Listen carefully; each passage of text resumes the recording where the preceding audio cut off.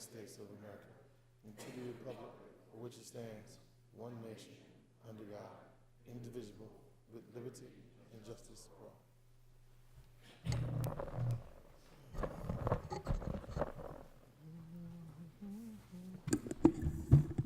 Thank you, and welcome to the March 12th Airport Committee meeting. We are now going to open up reasonable opportunity to be heard for the public. Please step up and say your name and address if you'd like to speak. Going once, going twice. We don't have any speaker cards either. Reasonable opportunity to be heard is now closed. Do we have a motion to approve the agenda? Well, actually, are there any changes to the County Attorney's Office to the agenda? Mr. Chair, you have the addition of 2A substitute to your printed agenda. Okay. Thank you. Do we have a motion to set the agenda? So moved. All those in favor say aye. Aye. Those against? Do any of my colleagues have any items they would like to pull for discussion? I move the agenda. 2C. Got it. So do, Commissioner Cohen-Higgins, actually, I'd like to ask to co-prime, give me 1 second. 2C and the other one. What's the other one? Oh, that's a co-sponsorship. What, which ones are they? Is this one? Two s- 2B. No, not that one. 2C and 2D. Happy to accept your co-prime sponsorship and thank you. Thank you, Commissioner. And also, I think Christina might have put it in, but to co-sponsor 2B to the County Attorney's Office. Thank you. So do we have a motion to move the balance of the agenda with the exception of 2C? So moved. Yep. All those in favor say aye. Aye. Those against? It passes. So now we are on 2C. Before we get started on 2C, I did want to say, since we convened this committee, our purpose and our goal has been to make sure we move forward as now Commissioner Gilbert likes to say, government at the speed of business. And I think that's what I think we have here in this item. And I commend Commissioner Cohen-Higgins. I know it's been a while that you and the airport and everybody has been working on this. I'm trying to make sure we put forth an item to modernize our airport, to do it quicker, to invest. I think it's to the tune of over $215 million in improvements. While folks might have issues at times with some of the infrastructure at our airport, I will say that what we usually get is compliments regarding our concessions and the local flavors of it, whether it be Versailles, Chef Creole, or any of the other local vendors and concessions that we have. Folks like the fact that they come here and they see a piece of Miami at the airport and they generally have a very good experience. So again, thank you, Commissioner Cohen-Higgins. I think it's a great item. I think it's a good investment. It's a good public and private partnership to move forward to continue to modernize our airport as quickly as possible, which I believe this is the fastest way to do it, while also being competitive and increasing the rent that many of these folks pay at the airport, to make sure that we have the necessary funds to continue to do those infrastructure improvements that are so important. I know that another thing was that, for many years there were different percentages that folks were paying, and this item works on leveling those out to make sure that, we have a level playing field for all the folks at the airport. So again, thank you, Commissioner Cohen-Higgins. Any commissioners like to be recognized on this item? Can we at least have the item presented by the administration so we know what we're talking about? I mean, the public doesn't have an opportunity to really dive into the issues that way. Sure. Director Coutier?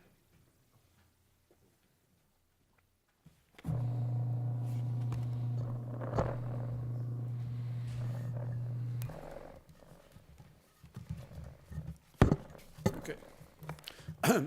Good morning, Mr. Chair, Madam Chair, Commissioner. So I'll give you just a brief highlights of what the item does. So over the last 3 or 4 months, staff has been negotiating with the majority of our concessionaires at the airport. Just a small kind of sidebar. Last week, the airport, our customer satisfaction surveys from J.D. Power moved up from 10 to 4 for the quarter, which is a great positive trend in that direction.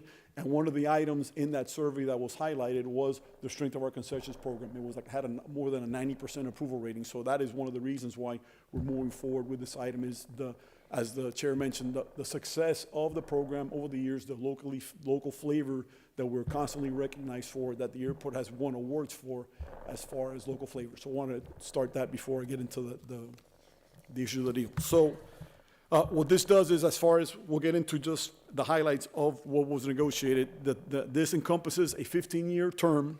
That term consists of a 12-year base term, which includes a 3-year construction period within that 12 years. The minimum investment amount by the concessionaires is $215 million. At the mid-year point of the term, they are required to invest an additional $52 million in those spaces to further improve them. And then at the beginning of the term, they have, if they want to exercise the 3-year option to renew to make it the even 15, they have to commit to an additional 30% investment, which translates to approximately an additional $65 million of investment. So when you add up all those numbers, you're looking at a total investment amount of approximately $332 million of investment into our airport. That translates, as far as revenue to the airport, a little bit over almost $1.1 billion of revenue over the 12-year base term of the agreement. The other thing it does, as the chair mentioned, is it level sets the rents. Right now, we have rents based on different contracts that are older. We have rents at different levels. So what we did was we set a ceiling of 8%, and the concessionaires, as part of this agreement, after the 3-year construction period is completed, the following 3 years, they have to incrementally increase that rent to meet the industry approximate average of 13 to 14%. So it level sets all the rents, so everybody is at a more equal term. Other items in the lease, it includes a customer experience fee of 0.5%, and that'll help to improve adjacent areas near the concessionaire spaces. It includes an infrastructure maintenance fee to be able to help with maintaining infrastructure in the areas of the concessions. And it includes a marketing fee that will include a secret shopper program along with advertising, et cetera, to promote the concessions more than they are right now. It also includes a level setting of the actual amount of brick and mortar versus equipment. So one of the things we negotiated is 2/3 of the investment of the overall investment will go towards brick and mortar improvements, and about 35% will go to equipment. One of the most important things that the item does is it resets the ratio of food and beverage to retail, which currently is at 46% food and beverage and about 54% retail. The industry recognized optimum standard is 2/3, 1/3, which would be about 65%, 35%. As part of this agreement, the concessionaire consortium has agreed to flip that ratio so that we are at a more optimum range and we can generate more revenue for the airport. So part of this will be over the 12-year base. The concessions will turn that ratio to the more optimum 65%, 35%, or 2/3, 1/3 ratio, food and beverage to retail. So those are some of the highlights of the item. As the chair mentioned, it will generate a significant amount of revenue over the 12-year base term for the airport. It will improve our spaces sooner, and it will actually continue our long, standing history of very successful locally based businesses and minority businesses at the airport. So I hope that answered your question. Thank you, Director. And I think Jimmy wanted to be recognized. Mr. Chairman, thank you. Jimmy Morales, Chief Operating Officer. Just by way of a Scrivener's error in his comment, I think Ralph referred to it as an 8% ceiling. It's an 8% floor as we're trying to equal. So I just wanted to correct that. Otherwise, Thank you.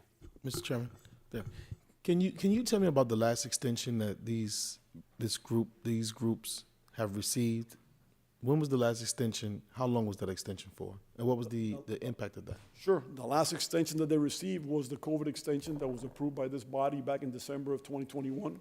And some of these agreements are still under those extensions. So these extensions would begin at the end of those extensions, some of which still have term remaining. So can you tell me how long were those extensions? It depends on the space. Those extensions, I think, were like 5 years. 5 years, 6 and 4. Yeah, 5, 6, and 4, depending on the different areas. There are no 7s in there? Not that I'm aware of. Any 7s? No. What was do you recall what the economic impact of that was, that extension? What was the average economic impact? Like today, you gave me a $1.1 billion impact for 13 to 15 year or 12 to 15 year extension. would it be right to assume that it would be something less than that, but significant if you continue those sort of numbers? Like, Yeah, the right now, currently, we make, I think our program is 91 million annually, plus or minus? That is what our overall concessions program generates on an annual basis. This will be over that, it'll be over 100 million annually, so it'll be an increase to the current agreements that we have. right, so you're saying about $91 million a year. Annually, Right. So if we extended it, and say we rounded up to $100 million, right. you're saying $500 million over a 5-year period, even from the COVID extension or the value of it, right? Correct. And then overall, holistically, you're looking at 1.1 billion over the 12-year base term. Remember, as I mentioned, if the concessionaires agree at the beginning of this agreement to the additional 3 years, in other words, to go from 12 to 15, they are required to provide an additional 30% in investment, which equals about $65 million additional investment, which hopefully will produce even more revenue. But they can agree later, not just in the beginning, for an extension as well. Well, no, they're required to agree to that at the beginning. Okay. Let me ask you, the concessionaires and these groups that are here asking for this extension, with a supermajority of us to vote for it to pass, how long on the high end have these vendors been or concessionaires been at the airport? I think that varies, I would say, anywhere from 20, 25, 30 years, some. Yeah, in that neighborhood, anywhere from 20 to 30 years total, depending on the concession and on the group. We have 50 contracts that represent approximately 250 different spaces. So I would say it's a mixed bag, but anywhere from 20 to 30 years that have been at MIA. Okay. And during the time that they've been there, the 20 to 30 years, besides the COVID extensions, were there other extensions? There have been other extensions, several other extensions, and we can get you that detailed information. I don't know that off the top of my head because that's before my time, but I can get you that information. Do you know if those extensions were by way of just like we're doing what we're being asked to do right now, which is supermajority vote to waive competitively? It would have required a supermajority because any bid waiver requires a 2/3 majority for the board to approve. So when would you say was the last time that these groups were competitively bid, or when did they last competitively bid for the majority of these contracts? 2006 to 2008, in that neighborhood. So that would be 18, 19 years ago. And on the high end, the ones who've been here for 30 years, when was the time before that? Prior to that, 2003. 2003. I'm 2003. I was a freshman in college, I think, which means that you probably started working on that competitive bid process even before then, when I was in high school. Chances are, if it was in 2003, that procurement would have probably taken anywhere from a year to a year and a half, so it would have been prior, 2001, 2002.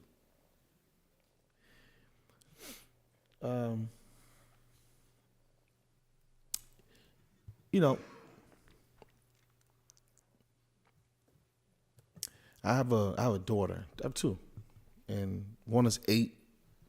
Mr. Gilbert, she'll be 5 tomorrow. It's her birthday.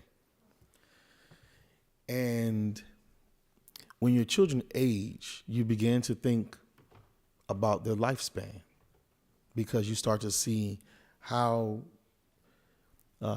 time passes so quickly, and you start to look at the generations of people that grow and end up going to college, and then they become they work in the workforce and have their own families. And I haven't experienced all of that yet, but I'm sure most of you have. I have. Yes. And when I look at contracts like this, these contracts span generations. If you say 30 years, I'm 41 now. 30 years is a long time to be in business. It's a long time to not have even competed for a space.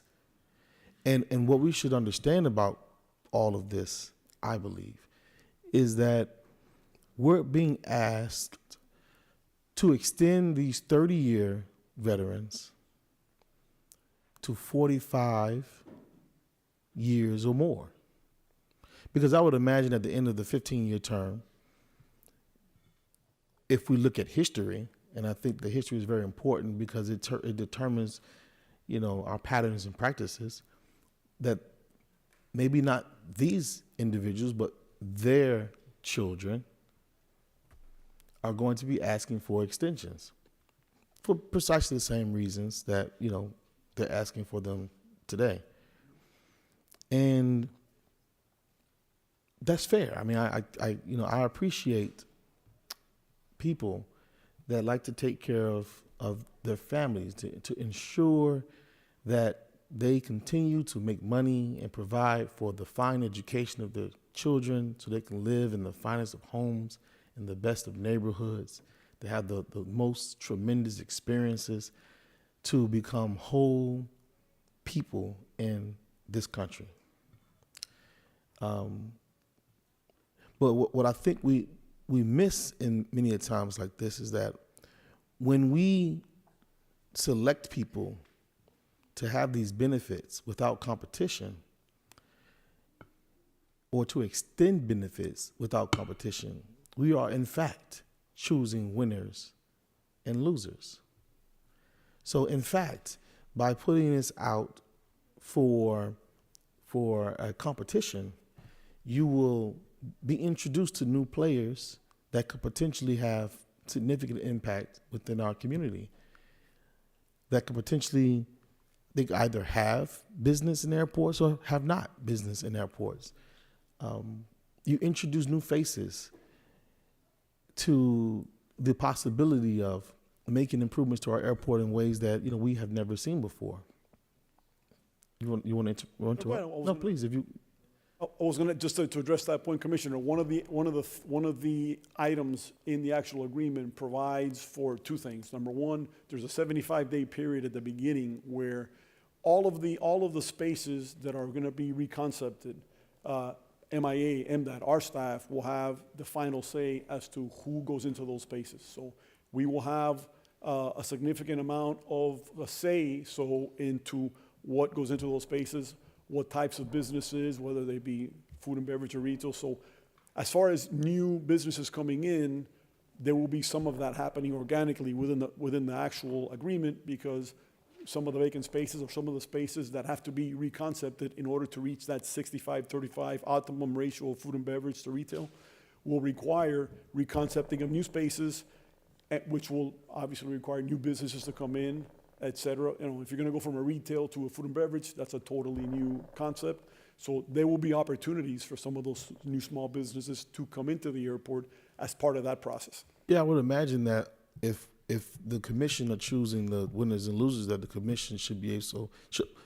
If we're extending this contract, right, by that grace, then we should also be deciding who joins, and even we can even have an input on what the business should look like moving forward. And so, this is a tall task. And I remember when I was first named airport chairman, and we were asked for the initial extension, and we were working through it. There was a lot of smoke and mirrors about the extension from individuals, because as usual in business, the parties want to get the most out of the agreement. And, I would dare to say that the purpose of the extension during COVID was to help them through COVID. Some may say it went beyond that. Some may disagree. But what it did do was give them, as you would put it, if you were being conservative, $500 million more of an opportunity to do better. And now, even before that has expired, we're being asked for another 15. The extension that usually happens in airports for opportunities like this, they're never 15 years. Not 14, not 13, not 12, not 11, not 10, not 9, not 8, not 7, not 6, not 5, maybe 4. And you get to 4 maybe with a 2 plus 2.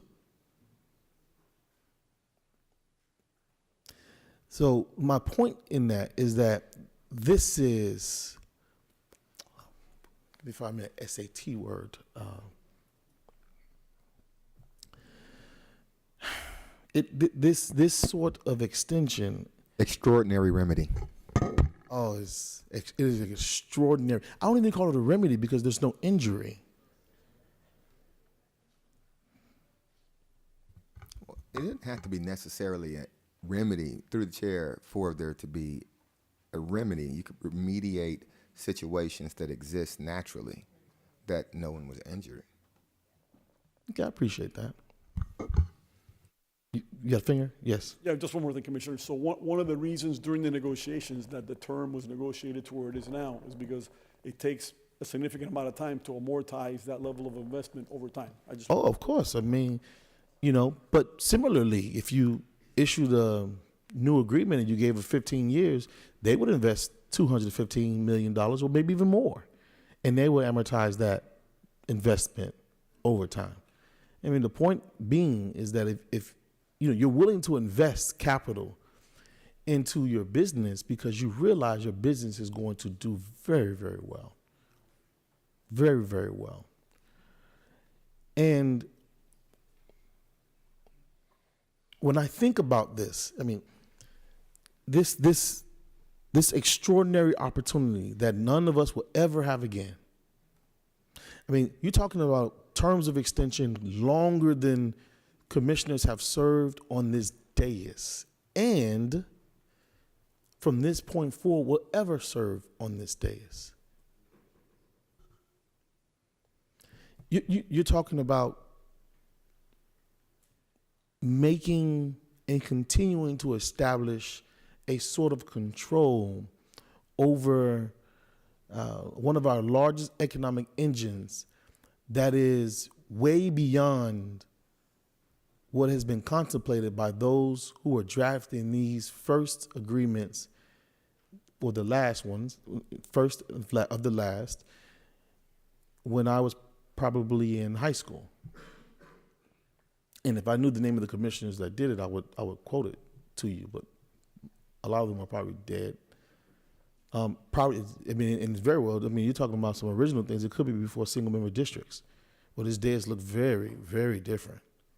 In fact, I think just yesterday we were having a committee discussion, and it was in 1993 that they finally had an opportunity, this board had an opportunity to repeal the English-only ordinance that it put into place.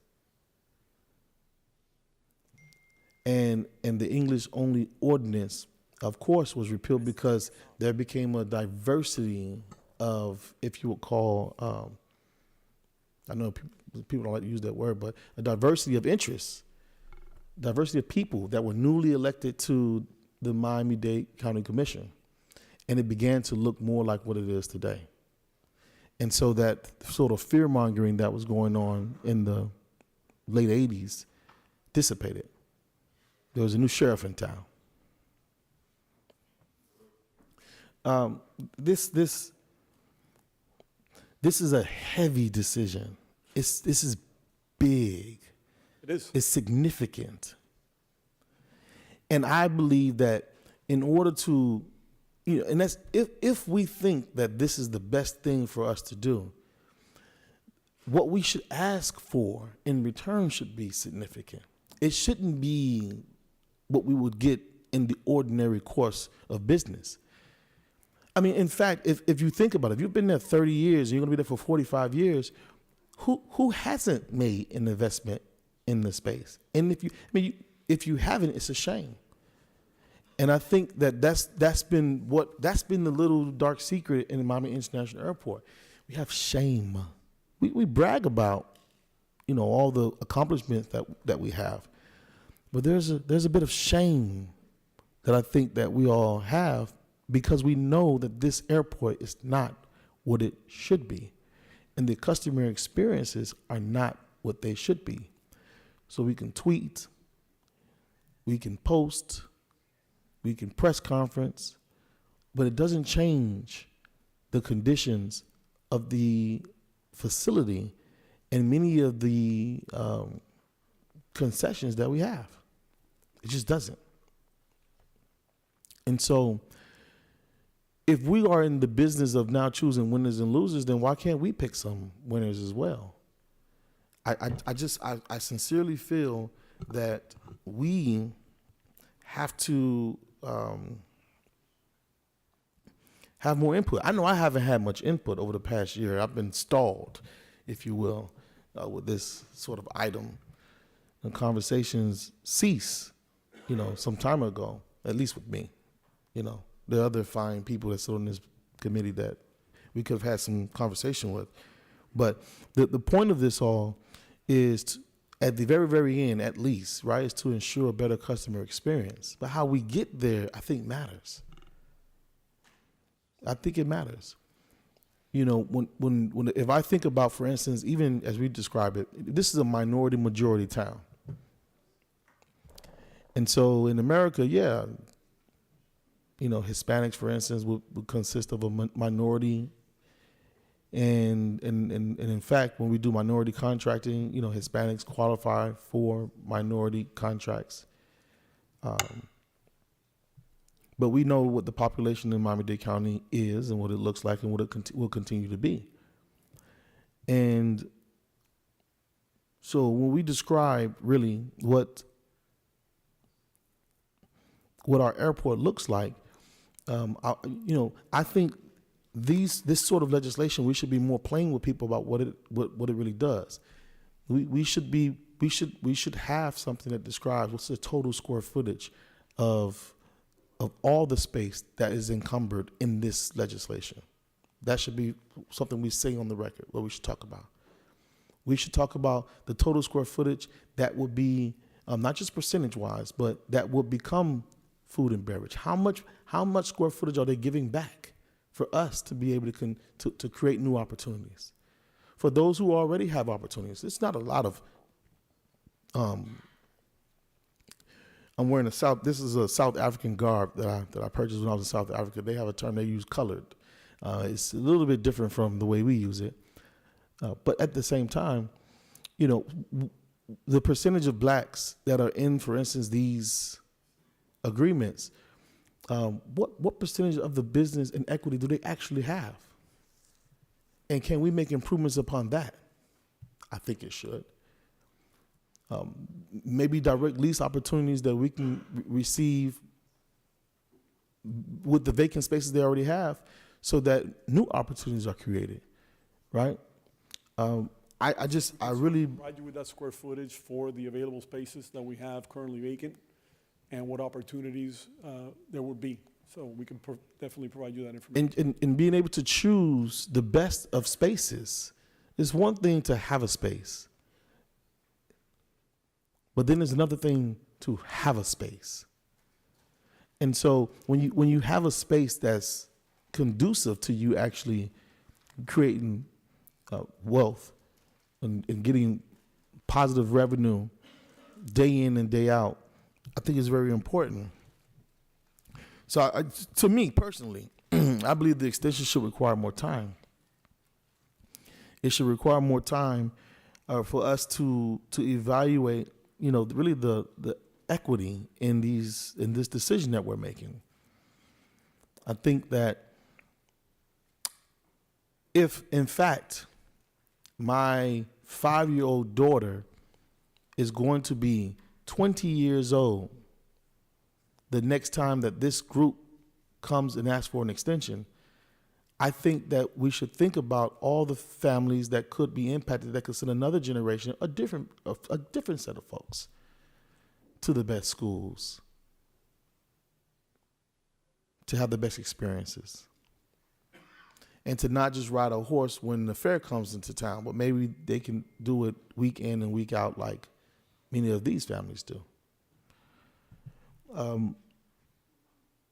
I really do believe that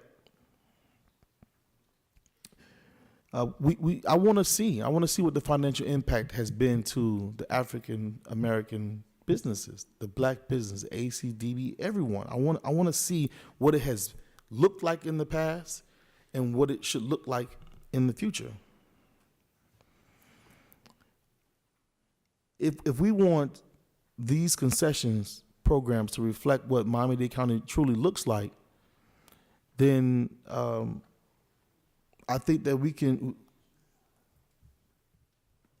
I think that this can't be achieved, but without an extension, without contractual clauses to be more inclusive. So I'm not going to ask anyone to make a change right here on the dais. I think that this requires a conversation.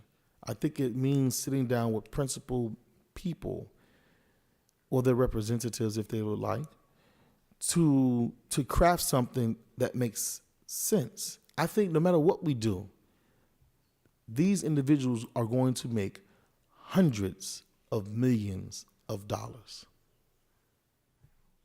in the term of this extension. The airport will still see positive revenue, maybe even larger now if we extend the reach of this program. There's no way that we should let this moment pass without doing something more significant for people that we believe should be there.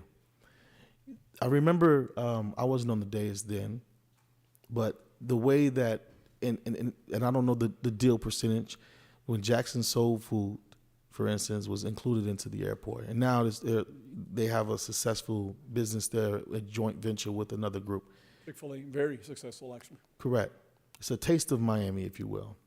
But it was born from, if I remember correctly, Gloria Stefan's business being included in the airport. Is that right? It was born from, hey, you've included Gloria Stefan. Why not include other people? Why are we choosing this group? Is Gloria Stefan, their business still there? I don't believe so. No. They are? Yeah. Okay. Yes, sorry. Yeah. Now, And- I don't know if that's what, but Okay, I the understand. point is that, yeah, you are That's- correct. Jackson that's- Soul Food is very successful. Well, in the community, as you would say, that's the word on the street. And so, you know, I just feel as if in order for us to move forward with this significant of a step, that there's some unbundling that needs to be done. I think that, you know, as I put on the record, there should be some direct lease for concessions in desirable locations at the airport. I think that there could be some joint venture opportunities that could be introduced. Certainly larger percentages of ownership in equity in businesses of people that are, you know, we can advocate for who we want, but in the businesses that we advocate for.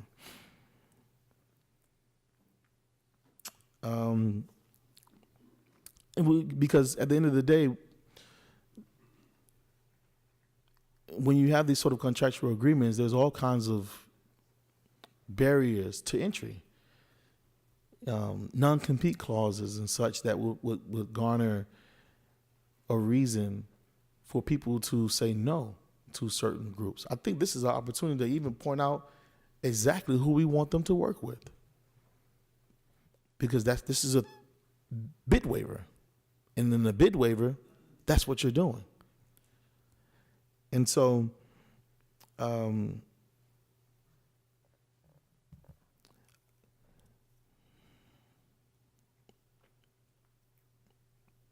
I think that in the agreements that they have, for instance, with some of their subleasees, their percentage of ownership should increase. It shouldn't be that this is just extended for some time. I don't know what their agreements are, but say if someone has a 5% agreement with a joint venture, they're a minority in that joint venture, and they were introduced to the airport so graciously, and they're very happy with where they are. Why not take 5% to 20 to 25? right? Why shouldn't they get a larger benefit beyond just more years of revenue? I think this is the perfect time to do it. I believe that there are entities that want to compete for this that aren't here because they feel like Miami is never going to give them an opportunity to work. And, I'm prepared to hear the statement that, well, there aren't, for instance, Mr. Gilbert, there aren't black businesses that can survive at the airport, can come in and pay 100% of what it takes to actually build out a space and operate. But I'm here to tell you that it's just not true. There are entities that are existing at our airport today that are in multiple airports, and there are entities that are not at our airport that have multiple locations at multiple airports that would love to be in Miami. They have connection and route and things of that nature. I believe that if we're going to do this, it's time that we share, and that we share equitably in this experience. And so, I think in order for me to move forward with this, it takes a little bit of time. I don't know what the time looks like. It could be quick, it could be a week, 2 weeks, whatever it makes, to really and truly draft what it looks like if we're going to move forward in a way where we're not going to be competing for the next generation of leaders at the airport. In fact, the next body of commissioners won't even have a say in this. Think about that. If you think you're new, the next new body of commissioners, because they only serve 8 years, will not have a say in this. And so that's the way that I see it. And so I don't want to vote no today, but I will. What I would ask for, and I'm not going to make a motion at this moment because I don't want us to have to debate the motion, is for a bit more time so that we can make very plain in writing the sort of experience and what we would request, or at least what I request. Maybe Commissioner Gilbert will have something. Maybe Commissioner Cabrera has something. I don't know. They may be satisfied. I don't know. But I think we should at least give those of us who have not had that sort of involvement an opportunity to show that we can make this better for lots of people, and that the level of interest and the people that we introduce to this process could give some of us, at least if we're going to make this extension, the resolve to know that a lot more people were able to participate, and not just the same individuals that have been here for the past 30 years who, in fact, have not increased, for instance, the equity of their current partners, the health of their current partners, beyond just extensions of time. That's what I have to say at this moment. Thank you, Commissioner Hardeman, and I appreciate your comments, and I agree it is heavy and significant, but I will say that the investment is also heavy, in my opinion, and significant. And people ask, why are we extending this? I would say, because if it ain't broke, don't fix it. This is not like the janitorial contracts or the conveyances that we've already fixed. And if this were go out to bid, Nam, and I know somewhere in the background is going to get very upset at me when I say this, I think it would take another decade. None of us would be here either when this gets procured, because we know what happens. It gets slowed down, people are going to do bid protests, and we'll be here forever and ever and ever before we actually get there. What I will say is, I think this includes things that weren't included in the past. Penalties to make sure that you upheld your side of the bargain. If you don't, you lose your spot, you lose your contract. There's no ifs, ands, or buts. Just earlier in this meeting, we passed 2D, which instructs the administration to put out to bid K, which again will provide opportunity, and Central, which will provide opportunities for folks to bid as well. And I'll point out that when you look at the folks that represent this part of this extension, many are Jewish, Hispanic, and African American, probably the majority of them. So they are minorities in and of themselves. My family has investment properties. They have some tenants that have been there 20 years, some that have been there a little bit longer, some a little bit less. But when you have a good tenant, they pay rent on time, they take care of their spot, they're good neighbors, you extend them. And in this case, you raised their rent, as we are doing, right? And, it goes up year after year. But if you have a good tenant, there's no reason in getting rid of them and looking for another one. So again, my takeaway would be, if it's not broke, then you don't have to fix it. And Commissioner Gilbert, I know you had some comments you want to make. Thank you, Mr. Chairman. Commissioner Harden and I'm sympathetic to what you said. Mr. Chairman, I appreciate your comments and the sentiment. If it's not broke, don't fix it. But broke and fix is relative to your position. And so for people who don't necessarily have the opportunity, they would think that, yeah, someone else is doing well there, but I can do well there. I am fond of our airport. Let me just start off with something else. To Ralph, and this is about the airport generally. I had the opportunity I travel quite often, and I know people all over the country. And when I talk to people about their airports, it doesn't matter where they are. Like, people think very highly of Atlanta Airport. And I don't dislike Atlanta Airport, but the residents who I talk to in Atlanta, they think Atlanta Airport sucks. I mean, they don't like Atlanta Airport. So we do this thing with our airport and some of our assets where we know the intricacies of the deficiencies. But that doesn't mean our airport is bad. And so I think that's the delta between the customer service experience that the ratings that you keep going up, and us thinking that we're less than we are. Because when you're inside of it and you see what's wrong, you see what's wrong. But to the person who's passing through, they might have missed that they wasn't going the same direction as the out of service escalator. They wasn't trying to take the walkway. The bathroom was clean enough for them. And I'm not saying we don't improve the airport, but I would love it if we normalize stop trash talking it. Let's not be the advertisers of our own dismay. Let's just go through systematically like workmen and make the changes that we want to see happen. We can do that without talking bad about the airport. People in those communities and airports that we think are better all think their airports are bad also. They complain about it also. They complain about the lines. They complain about the bathrooms. They complain about the escalator. They complain about all the same stuff. They do. And so I would have it if we could just try to normalize advertising the good stuff about ourselves and not the bad stuff about ourselves would be helpful. Commissioner Hardman, I appreciate your position. I think that you are right. I think that there's opportunity that can be had for others to enter this agreement, but I don't think that that's mutually exclusive with the item that Commissioner Cohen-Higgins brought forward. I think that we can do both things. I would just ask, and I know this is not my item, so I'm not going to make the motion. I'll let her make a motion.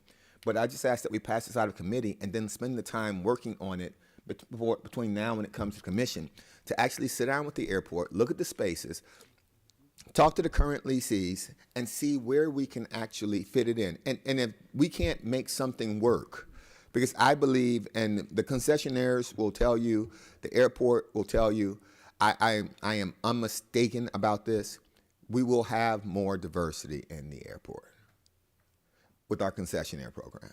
So if we can't find a way to do that, then at commission meeting when it comes back up, I'll be a no with you.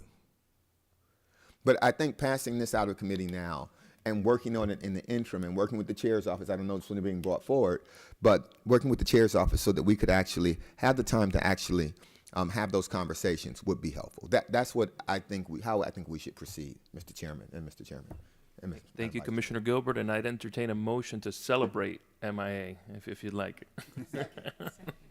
Commissioner Gonzalez. Thank you, Mr. Chairman. And I have to agree with a lot of what Commissioner Gilbert has said. I've had, fortunately or unfortunately, had to travel a lot in this past year. And I mean, you guys been to Reagan in D.C., Tallahassee. It's no bueno. And I know, Director, that you don't sleep, sir. Right? I know that because sometimes I'll call you at 3:00 in the morning when I'm landing, and you pick up the phone. So I know that you're trying. I'm looking at this from a business perspective, right? We're talking about a $215,000 refurbishing investment is this per concession? This is overall. Overall. So this is a $215,000 over $215 million, I apologize, $215 million refurbishment minimum of all of these concessions, right? Now, from a business perspective, right? Like I have a law firm with about 5,000 square feet, right? I'm not gonna go into a new building and redo the entire office, right? If I got a 2-year lease.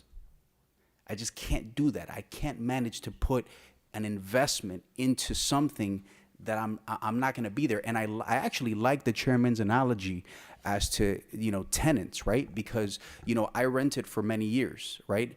But if I'm on a year-to-year lease and, maybe I want to put new flooring in this house that I'm renting, I mean, I'm not going to throw my money into somebody else's property. But if I got a 5-10 year lease and my wife wants new flooring and we're leasing, I want to make my wife happy, And maybe, I mean, it's not going to be mine, but we're going to be here for 10 years. So I'm looking at it in the sense that if we want to allow businesses to make this airport flourish, they have to be in a position where they're going to be in this airport, call it their home, right? Know that they're stuck there for 12 years and they have to perform. I think some of the folks from these companies are here. I'm sure you folks want to make money. This is why you're in business. The only way you're going to be able to do that is by giving superb service, but also by having great looking facilities. And I think that this is a win-win because you're going to put $215 million into this, right? Because you're going to improve the facilities, right?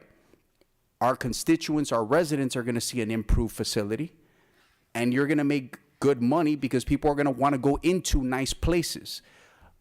I don't see how, respectfully, and I'm not saying that I'm opposed to what Commissioner Hardeman is saying, because I understand where he's coming from, right? It's a tough position to be in. I don't see how somebody can make a major investment without having security that they're going to be there for a while. But I think what Commissioner Hardeman is saying is, maybe there's other folks that would be out there that could do it. My hesitation there is, to the chairman's point, I mean, I don't want to sit here for 20 years and wait for this to be procured. No offense, Namina, I think you're amazing. But it's stuck between a rock and a hard place, right?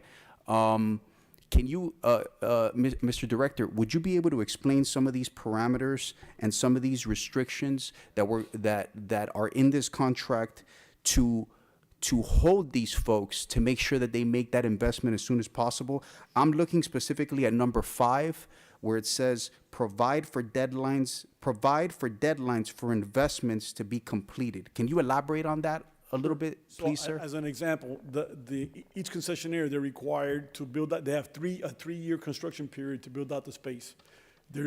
If they don't have the space built out and completed within 120 days after that, on day 121, we can take the space back. So we have protections, correct? We have protections within the agreement that would allow us for a particular concessionaire that is not performing to go ahead and take the space back. We also have liquidated damages included, liquidated damages provisions also included in the agreement. So we have built in, we learned lessons from previous extensions, and we have built in, working with our attorneys, safeguards within the agreement to make sure that we enforce and ensure that the concessionaires perform to what they've committed to. And I like that because I think those are some of the conversations we've had as to certain leases with Miami Executive Airport, Correct. right? Where we want to hold folks responsible. So, as they say, off the rip, if they come in here and they invest $250,000 into a concession and they are late by a day, we have the right to say, thank you for the improvement, have a nice day, this is ours now, correct? That's correct. That's correct. The only exception would be obviously a government-caused delay or force majeure, which is something we would cause. But for any delay that they're responsible for, we can take the space back, and we also have liquidated damages provisions. So again, we have safeguards and teeth in this particular agreement to make sure that we, as the county and the airport, are protected. And then, so number 2 provides a minimum investment amount per concession location, right? So I'm looking at a $215 million price tag. What does it mean per concession location? Sure. So each concession is required in the 2 categories. In the area of food and beverage, they are required to invest $1,000 a square foot for the first 1,500 square feet, and then an additional 500 square feet for anything over that. And then for retail, they're required to invest $850 minimum. These are minimums now. $850 minimum per square foot for the retail spaces, and then anything up to 1,000, and then anything over that additional. So we also have built into the square footages for each concession requirements, minimum per square foot investment requirements built into the agreement. And these are minimums. Minimums. So is there anybody present from that maybe represents the folks that are going to be doing this? Sure. Because I'd like to know if they plan on doing the bare minimum. Is there anybody present that can speak to that? Chairman, point of order. Please do not recognize Chris Corge. He's going to talk for very long. No, he's going to talk a long time. Do not, please not. Okay. Can Chris Corge not you can wave your speak? hands. But can you do one of Wave your hands these? if you've committed to more than the bare minimum. No, you're not recognized, so wave your hands. Wave your hands if you've committed to more than the minimum. Thank you. Okay, so I mean,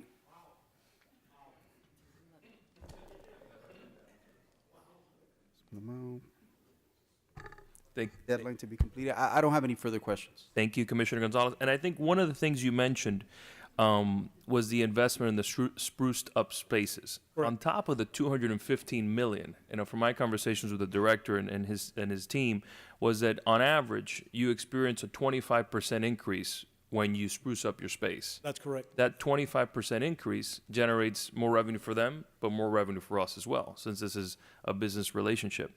So again, I think that there will be more than just the bare minimum of the amount that we've calculated in terms of economic impact once we see those spruced up spaces, and the additional revenues coming in.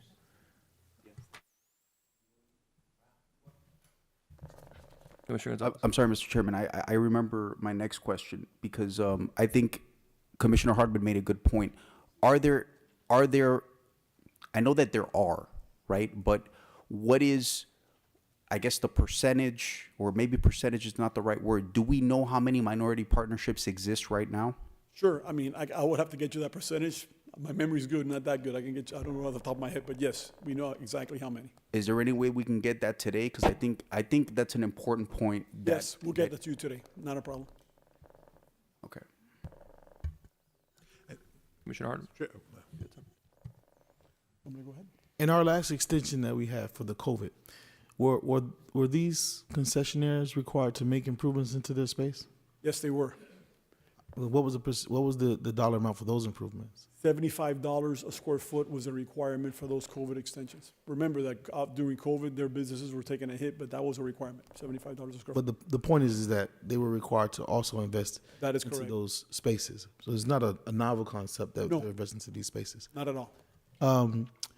In generally in America, we believe in this concept. We say competition is good. And I believe that. I'm sure they believe it as well, because had in fact they had not had an opportunity to compete maybe 30 years ago, they wouldn't be there today, right? And so I just want to continue to frame where we are, that this is about the lack of competition. We're deciding to do this where if we were going out to bid, because we have time now, because their contracts aren't coming to an end. In fact, those extensions that we have, they have another 2 years on those, a term of years, I would say, left on those agreements. So if and I know the airport is fully capable of sending out an RFP for people to compete, and people would probably welcome it. And so I'm not saying that. And I'm not going to spend a long time on this anymore because we are where we are, but I will tell you this. There's a childhood song that probably all of us know. And it goes like this. This is the song that never ends. Yes, it goes on and on, my friend. And I say that to you to say, that's what I'm beginning to feel like about this contract. These airport contracts are the contracts that it never ends. They will go on and on. And we may extend it. We may do that. And I'm fine with the extensions within certain parameters because it at least gives people an opportunity to be introduced to the airport, to become a part of that family, to do more, to earn there, and continue to diversify the sort of the experiences that we have. Commissioner Gilbert, look, many times I agree with you about trash talking ourselves. And I'll tell you, though, that sometimes we do need to hear the truth, especially at this committee. I mean, that's how we go about identifying what deficiencies that we have and how we need to make improvements. I am not trying to compare Miami to Atlanta. Not by any means. I'm not trying to compare Miami to Dallas. You know, I think that Miami should be trying to compete with the likes of Hamad International Airport in Doha, Qatar. I'm talking about Singapore, right? Seoul. I want to compete with Hong Kong and Istanbul. If Miami is going to be an international city, and this is an international airport, it should never, ever be compared to Tallahassee. And so by that, I mean that in order for us to get where we want to be, I think we have hard conversations. And certainly, when we talk about the level of investment that we're going to make, even if you were putting out a competition right now, people would make this minimum investment that you're asking for because it's what you would require. They're not giving us a gift. I mean, this is the level of investment that is required at a minimum in order for us to move forward. And so all of us have friends that participate at this airport. We all want to see them continue to thrive in whatever they choose to do, in all businesses, in all airports that they're in. But what I just don't want to be taken advantage of. It doesn't feel good to be taken advantage of. And so for me not to feel taken advantage of, I believe that we just need to do better than what we have right now. And I think there are ways to do that. And it appears that, we've already started on that process. If you believe, Mr. Chairman, I'm sorry, not you, my former chairman of the County Commission. Favorite. If you believe, Mr. Gilbert, that we move quickly through this committee so we can have more diversity of opinion and thought on the full board, I can agree to that. I can agree to vote in favor of this in order to have greater conversation. In fact, that's what we did during the COVID thing. We moved it. And so, but I do want to see us have this real conversation. And I think we have a better opportunity to have that conversation with more individuals if the people who are here to receive these extensions are earnest about what we're trying to accomplish here. Thank you, Mr. Chairman. Thank you, Commissioner Hardiman. And again, I agree with you in terms of, you could bid this out, but I think we want it to be better now, not in 2 years. Because if we do it in 2 years, that's 2 years that we're waiting. And again, today we also approved 2D, which instructs them to bid out Terminal K and Central to ensure that we allow more competition at our airport. Commissioner Cohen-Higgins. Thank you, Mr. Chair, and thank you to my colleagues for their remarks on the item. I'm paying very close attention, taking notes, and I am very, very confident that from the remarks that are being made at the committee today, that between now and the final hearing at the full board, that many discussions will take place and many additional considerations will be considered by the concessionaires, heeding the concerns being expressed by my colleagues regarding inclusion and equity. I will say, we have sat in rooms for, I don't want to be dramatic, but I don't think I am being dramatic when I say countless hours working on the details of this agreement. And I will proudly say that every time I sit in a room, the representatives from the concessionaire community were 100% minority. They were either Lebanese, they were either Hispanic, or they were African American. And I think that is reflective of our concessionaire community. These have been excellent community partners of ours for years. And this is why we are even considering extending them this opportunity to continue the good work that they are doing at Miami International Airport. These have not only been excellent community partners, they have been community partners that have been representative of Miami-Dade County and representative of our unique, diverse culture and community. It's not many airports that you go to that have these local flares, that have these local restaurants. Most of these major international airports have only big box and retail chains and restaurants, so on and so forth. I want that to continue. I want that uniqueness and that unique representation to continue at Miami International Airport.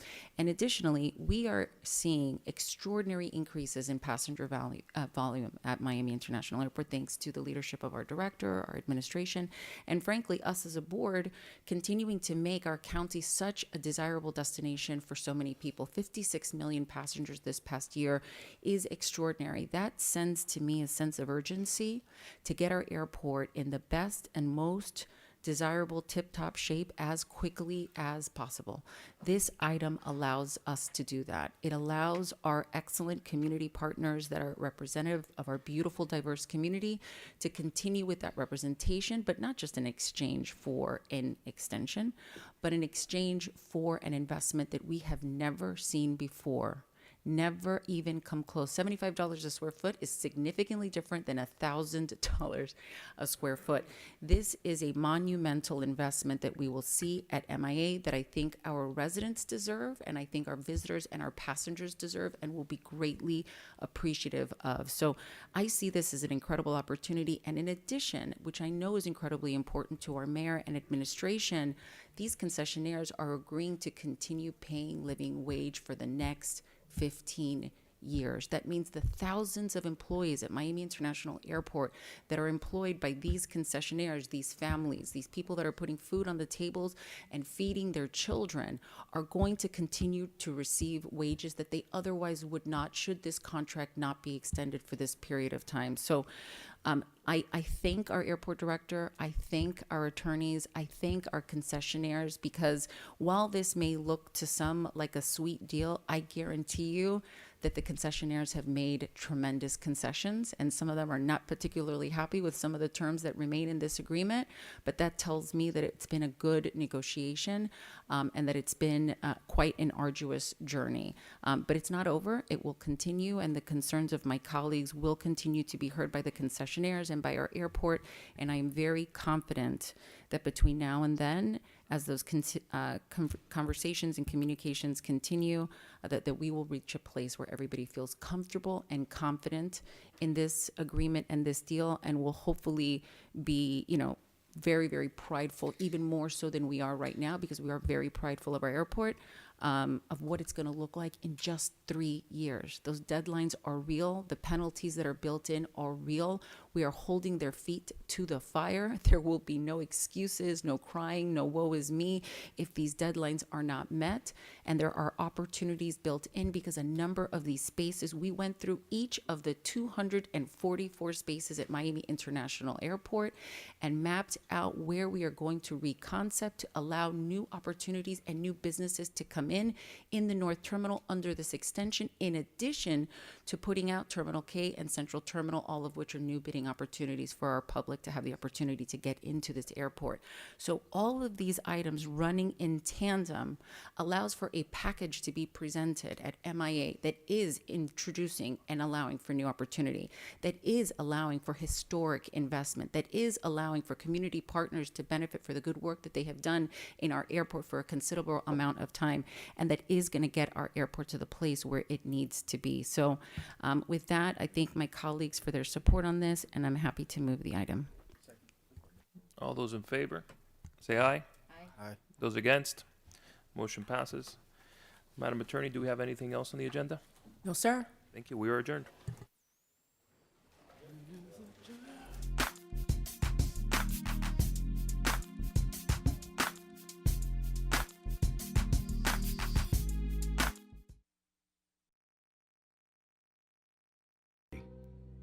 Just as Roosevelt finished his talk, Zangara fired. Chicago Mayor Anton Cermak, standing next to Roosevelt, fell, along with 4 other bystanders. When Cermak died 2 weeks later, Zangara was tried for murder and sentenced to death in the electric chair. 33 days after he almost changed the course of history, Zangara